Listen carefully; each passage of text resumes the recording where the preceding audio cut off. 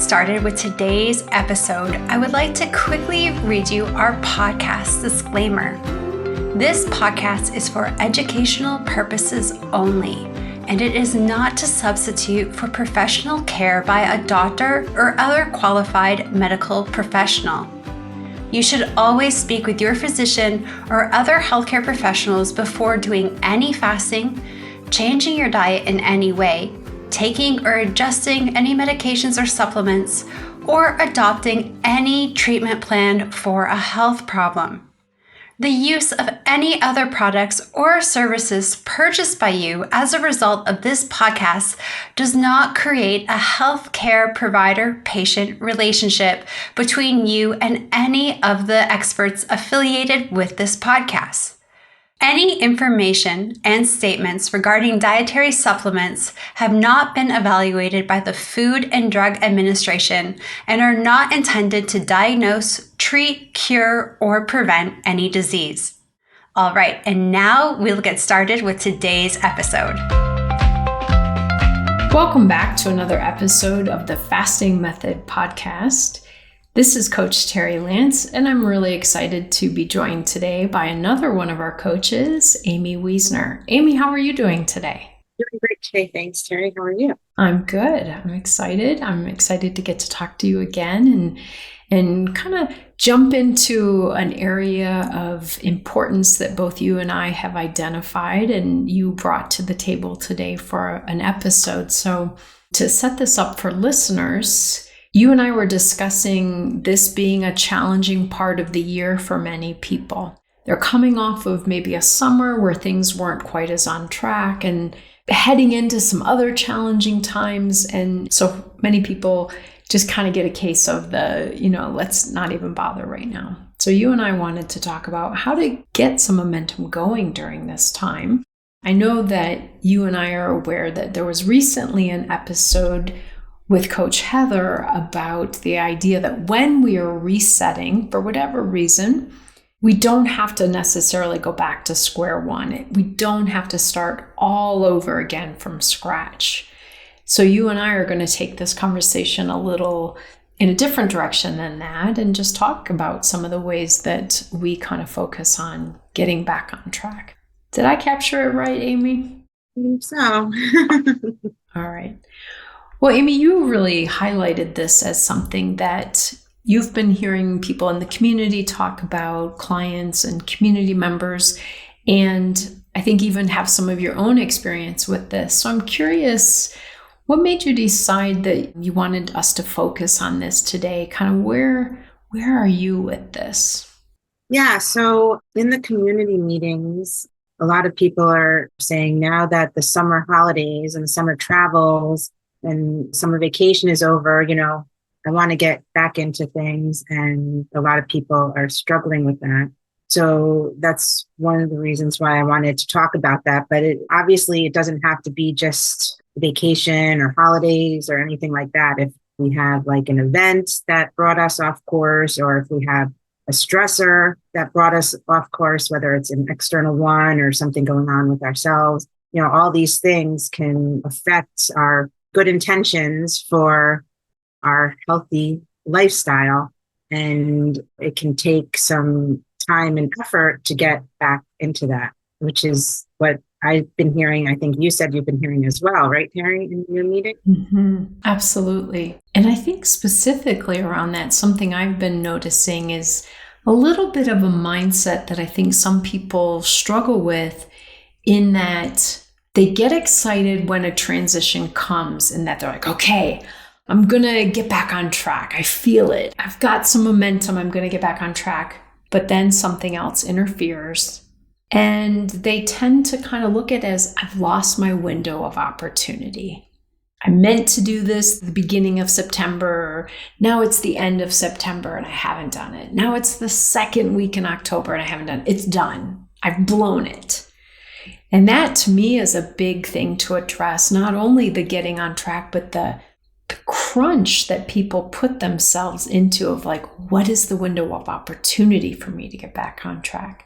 Because in my way of looking at it, we can always do that. We have years to do that. Now, of course, we don't necessarily want it to linger for years, But it's to not put that pressure on ourselves that if we didn't do it by this date, we can't do it. So definitely think you're on the right track here with this is something that people really need to keep hearing about and thinking about and strategizing about. I think one of the things that is the reason that we do that is because we're so hard on ourselves. I just feel like we put a lot of pressure on ourselves to be able to accomplish things quickly and easily. And when that doesn't happen, I think a lot of us tend to get frustrated and can't continue. I think that is more of the old dieting mentality that's associated with that, because in the old dieting mentality, you have to do something really severe and then you stop and you're supposed to just be able to maintain it for the rest of your life without any kind of maintenance strategies. That's right. And usually when you do something severe, you have a big rebound because it's so hard and you can't wait for it to be over, right? So I think that's leftover from our previous calories in, calories out diet model. And that really does not apply when you do the fasting method, right?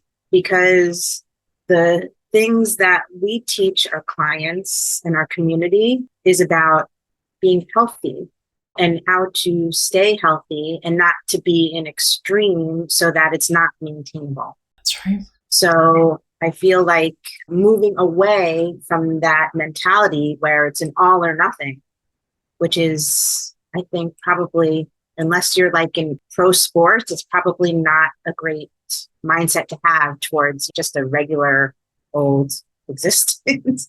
I don't think that's helpful when most of us are just struggling with everyday stressors, the all or nothing attitude. I like that, Amy, because I also think what that diet mentality and that all or nothing push kind of does is it does focus on there's only a few weeks where you can really hit this hard.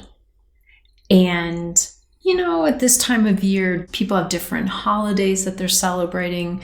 Some of us have holidays throughout the month of September and early October. Some of us here in the US, some people celebrate Halloween at the end of October. And then people have, in Canada, they have their Thanksgiving in October and then into November in the US, and other places in the world have other things that they're navigating at these times as well. And if we're in that all or nothing mentality, we see that window of opportunity is very brief. And people will say, well, I can't do that before Halloween. Why not? And, why can't we do this through Halloween versus going into that all or nothing, push really hard, really fast, and get it done mentality that I think so many of us struggle with. A lot of people in the community, and maybe some of the listeners here have heard me talk about this before, but when I first changed my overall health approach, and obviously it's been an evolving thing for years now, but when I first started was with a Whole30. And I started it on March 1st. And I almost maybe was a little naive. I read the book, and within a couple of days, I was ready to start. And of course, the first seemed like a good time to start. But what I didn't think about is that my birthday is in the middle of March. And then I panicked. Oh no, what am I going to do? How am I going to get through my birthday? So I was very much in that old all or nothing diet mentality, hurry, pressure. And I knew this going into it, but I hadn't really thought of it during the panic.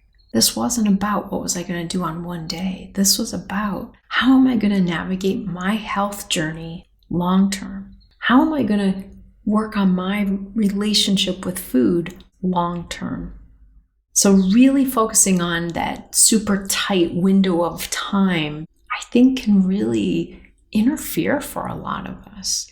So I like to think about this time frame that you kind of chose for this topic is really important because it doesn't matter if I should have done this 3 weeks ago. Let's not should on ourselves.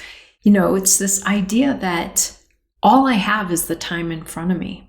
And that time is going to happen whether I'm doing the things that help me or if I'm not.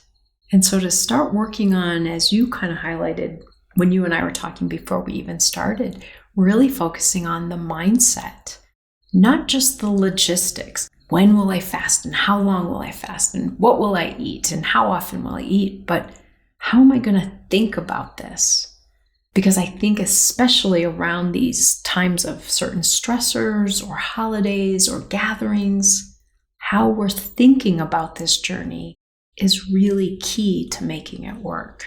And you would know more about this because of your doctorate in psychology. But I mean, to me, I feel like also, saying, oh, I can't do this because I have this coming up and this coming up. I feel like also maybe that's our egos justifying not wanting to do something that's hard.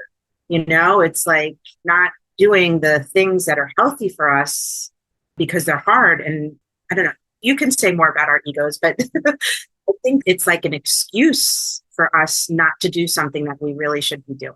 That's right. And from a brain perspective, from a human perspective, I don't think it starts out as an excuse. It starts out as a protective survival kind of thing of, ooh, that's going to be tough. We don't need to waste any brain energy on things that are tough. Let's not do that. And then, like you said, kind of in our way of navigating it, it becomes justification, excuses, and limiting beliefs, things that we tell ourselves that we can't do because we only have 3 weeks or because we're getting a late start with it. We get in our own way. Our brain is listening when we say those things. And if I say, oh, this isn't possible, but let me try, my brain is like, you just told me it's not possible. I'm not going to do that. So yeah, I definitely think it's part of our inner workings of how our mind works that compounds that for so many of us. I am so glad I started that plan in my birthday month because it made me face it right away. And I sometimes hear people in our community or in our listening community or with my clients that I'm working with, they will say things like, well, I probably shouldn't start this now because I've got that wedding coming up in 2 months, or because, school's going to start pretty soon, or because blah, blah, blah. And now I have this from my experience saying, no, this is the best time. You don't need 9 months to get ready for how you're going to do this particular holiday next year. You need to face it head on right now. And you're not going to do it perfectly. That's okay. But I know I'm guilty of this. It's like sitting back and wanting to wait for just the right time. Well, if I start on June 14th, I have 3 weeks before this event, but 5 weeks before, and we do all this manipulation versus I'm just going to start it right now. Even when we say, I'm going to wait and start on Monday, what are many of us going to do? We're going to spend Thursday, Friday, Saturday, and Sunday kind of blowing it out. This is not a meeting where we have our listeners able to see us, but this would be one of those times in a group meeting where I'm like, show of hands, how many of you have set a plan like that so that you could do kind of the Last Supper approach for 4 days before you start? I'm going to go eat this. I'm going to eat this. I'm going to do this. What if you said, I'm going to start right now. I'm going to work on my reset beginning right now, rather than, oh, shoot, I've only got 3 weeks and I can't use 4 of those days. Yeah. No, I know. It's just, I feel like it's so difficult sometimes to navigate all the pitfalls in our world. That's what makes it so much easier to put things off, because life is hard. There's no way of getting around that. So making it easier for ourselves is a relief. But for a lot of us who come to this community, we come here for health reasons, and it's not a relief to be unhealthy. It's actually the opposite. It's a huge stressor. Absolutely. People telling you what you should be doing and how you should be acting and what you should be taking. And so I think in the long run, doing things to help to prevent disease, obviously reverse if you're here to reverse disease, but once you reverse it, then prevent it. Or if you don't have any problems, start preventing it. That's one of the principles of what I'm do in naturopathic medicine. So having all the healthy lifestyle tools, it can be overwhelming and hard because it is a lot. And then we have a lot on our plates. We have our families, we have our work, we have world news, all these things can cause outside stressors that make it hard for us to get the motivation to do these things. But for me, I feel that doing healthy things is better than having to reverse unhealthy. And I mean, I'm saying that from personal experience also. I'm not just saying you should be doing this. Mm-hmm. I say this from personal experience because honestly, I've been doing it since I've been in medical school. I've been doing my own N=1, constantly changing and fixing my mental, what's going on with me and how I handle my mental emotional aspect, doing different ways of eating, healthy eating, taking different healthy supplements and stuff. I mean, all those things are always evolving because I'm always evolving. And the world is always evolving around me. And my relationships are always evolving. Absolutely. So, all these things, it's always an N=1. And we all have to figure it out as we go along. Now, the one thing that I would like to share about that, Terri, is that for me, and I have said this in the previous podcast, but the reason that I became a TFM client last year was because I had so many things that had affected me for a couple of years that even when I tried to apply all the principles that I learned from the fasting method, just being a community member, having my knowledge as a naturopathic physician, I still was not able to put it into practice on my own. I personally needed a coach to help me with that because I do better having a little extra help. Mm-hmm. That's why I was so grateful to have my coach to help me and guide me in that as well. And the community meetings too. Hearing everyone else's struggles made me feel not alone. And hearing other people's victories. Also, maybe they're like, oh, that sounds good. Maybe I can try it this way, or maybe I can try it that way. All those things is just makes you feel a lot less lonely in your struggles. And the thing is loneliness is one of the things that is the most unhealthy for us. That's right.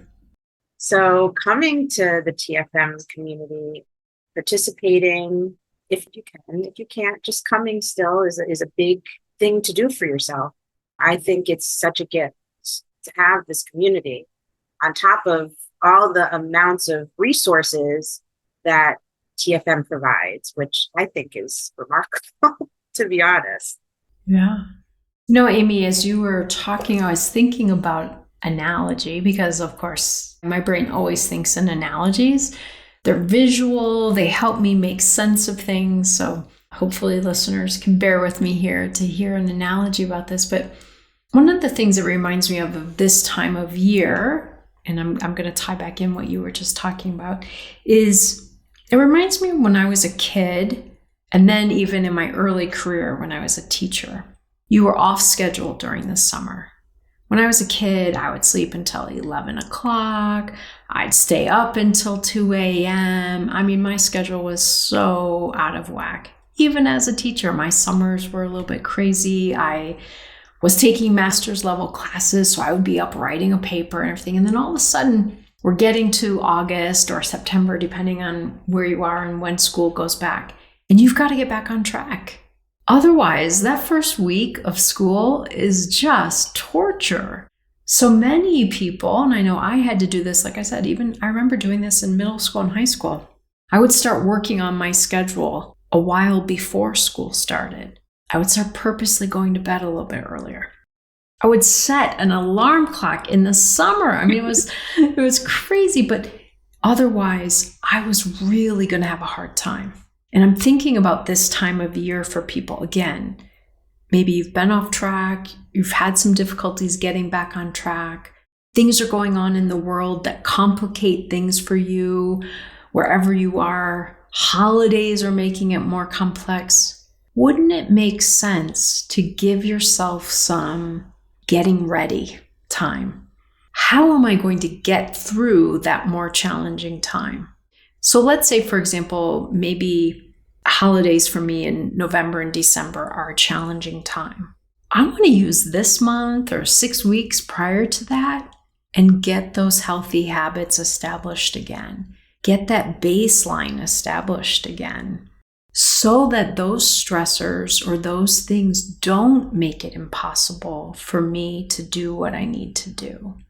And I think for me, and based on what you said, even being part of a community like TFM is a big part of that. So you're listening to it on a regular basis. You don't have to just jump into a November holiday and panic. You've been listening to how to do it. You've been getting your mindset ready. You've been getting your habits ready so you can kind of sail right through it. And it's not such a barrier. And so, as you said, availing yourself to so many resources and support. And for you, it was maybe even at a specifically stressful time, a good time to decide to do some coaching. I often hear people when they come to test out whether they want to do coaching, they'll say, well, I'm not sure this is the right time for me. I mean, I've got these events coming up. And I always go back to, this is the perfect time because you and I can work on getting the basics really firm before those events happen. So using that material that you kind of addressed in there, Amy, of how do you help yourself through these challenging times? I think it's like giving yourself a little bit of a ramp to get out to the more complex stuff. Get connected to the community. Create a plan, a basic plan first. Don't jump into the deep end of the pool first. Create a basic plan. Talk with a coach. Get yourself really solid so that as you go through these next few months, you're not playing catch up. You're not behind. And again, you heard me say this already, but my fear is that what a lot of us do is we say, oh, it's too late now. I'll just have to wait. But I think in reality, what most of us experience when we wait, things are a lot worse in January. The habits are more problematic. You know, if I waited until November going back to school to get my sleep back on schedule, I would have struggled more for months versus get yourself ramped up before you head into those times. Yeah. And I mean, when I started with TFM with a coach, my schedule's still all over the place, but I had to clean things up with her. And that took me like 6 to 8 weeks to be able to get just the basics. And I'm not a bad eater. So it's not like I was trying to get myself off like super addictive foods. It was just my timing and probably not mapped, but number of meals was not helpful because I was just trying to squeeze things in my schedule. And so it took me a while. I mean, I felt it was a while to really cement that before I could start getting into fasting again, because I had done fasting previously, but my 2 years of intense stress after that, I was not able to get back into it. So it did take me a while. You know, some people can jump right into it and good for them. That's great. But if it does take you some time and a struggle to get into it, having the all or nothing mentality is just not going to be helpful, because then every time something difficult happens, you just trash it. Then that's very hard to make progress in that way. And I really felt like actually having a coach during the holidays last year was helpful, because she helped to give me some ideas about how to see things a little differently than I had seen them. You know, we all have our own rose-colored glasses of how we view the world from our own conditioning or experiences or whatever. So having my coach to maybe like pivot or reframe things was very helpful for me. So even though you think, oh, the holidays are a terrible time to have a coach, it actually, for me, it was helpful. Yeah, I think for some people, it can really become not in what I would consider an enabling way, but a buffer. Having a plan and having someone that you're working on the plan with as you're navigating whatever it is, the stressor, the holiday, the vacations. Again, sometimes clients will say, well, maybe I should just wait and start working with you after the vacation. Whoa. Wouldn't it make sense to set yourself up as well as possible before you leave for the vacation so that the recovery time after the vacation is very brief? Versus if you wait, habits are going to be more problematic, insulin's going to be up, and it's going to make coming back and getting going a steeper curve to have to navigate. So I think this time frame that you and I are in right now, as we're talking about this is a critical time for people. And I think last year, I don't even remember if it was me and Nadia or me and Megan or the three of us might have done an episode together, but we said this is not a write-off. And unfortunately, I think this chunk of time in here, if people haven't already gotten their momentum going, the risk is that this is when a lot of people just write it off and say, I'll pick this up in January. And I've never seen anyone come back in January in a better place if that was their approach. Yeah, and I remember the first time I went on vacation after starting all of my fasting method tools, and I maintained them. Honestly, I was surprised that it was so easy to maintain them during my trip. So I was thrilled. I was able to cement them enough in my life that it was not to stay on. So I was very grateful for that. That's great. Yeah. I have like my little bag of all my little helpers, my fasting helpers that I bring with me and everything. But the other thing that we have to do in our community a lot, I think, is plan.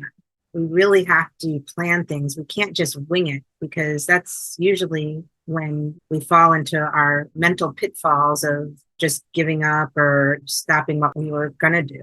So being prepared is really helpful tool for the fasting method and what we espouse.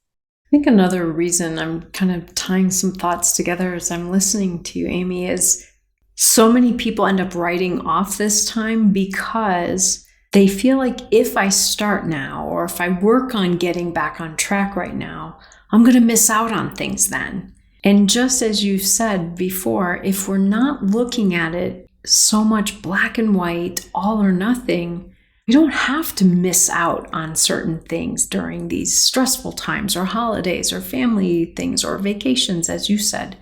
And one of the examples, I'm sure I've shared it here before, but oftentimes I have clients that I don't see for a month or two, end of the year. Possibly because they're busy, but also often because they're kind of avoiding it.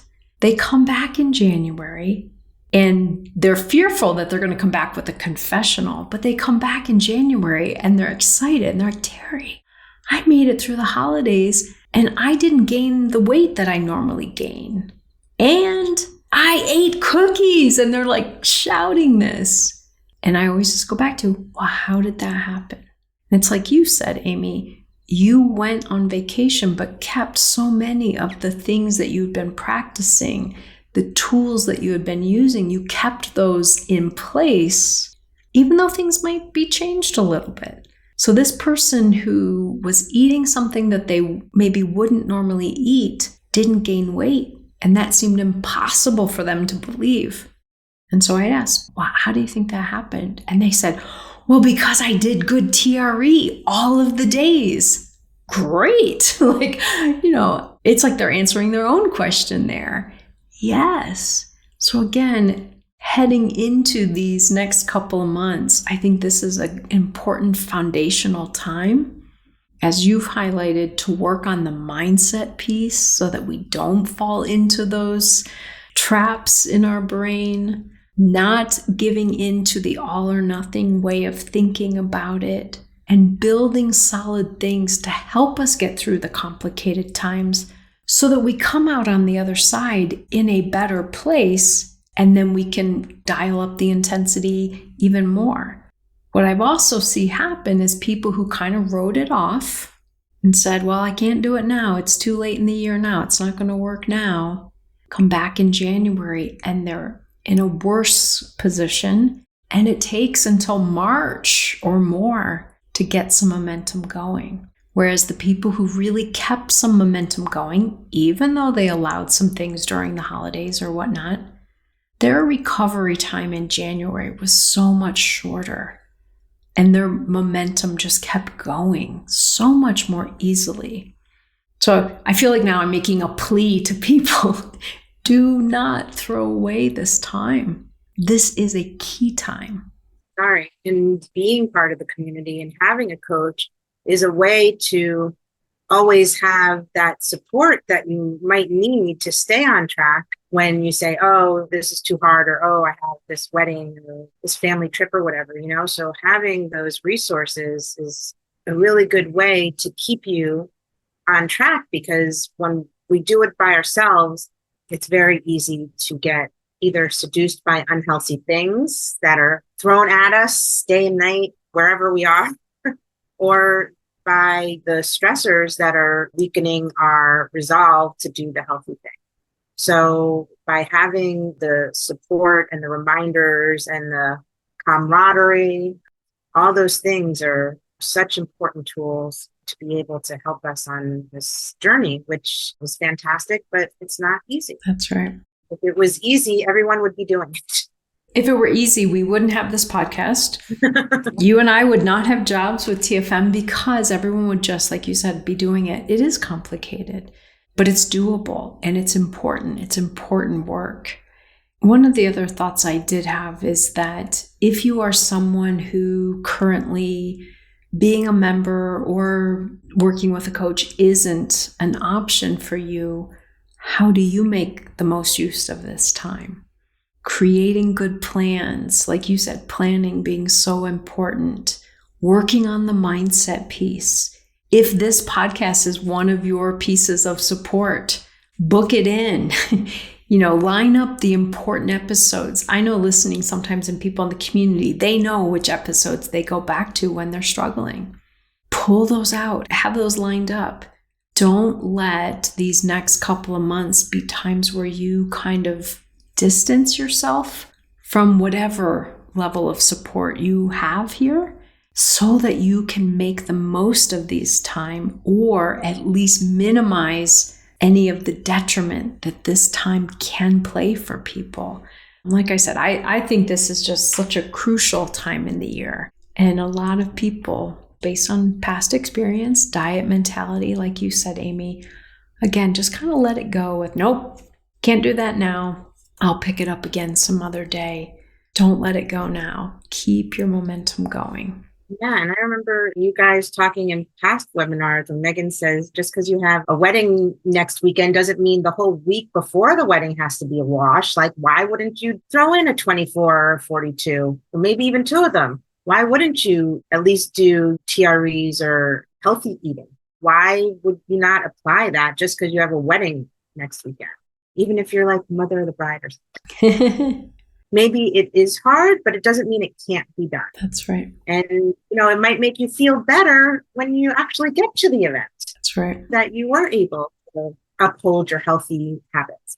So sticking to what works for you, even during hard times, can be even more rewarding sometimes, I think.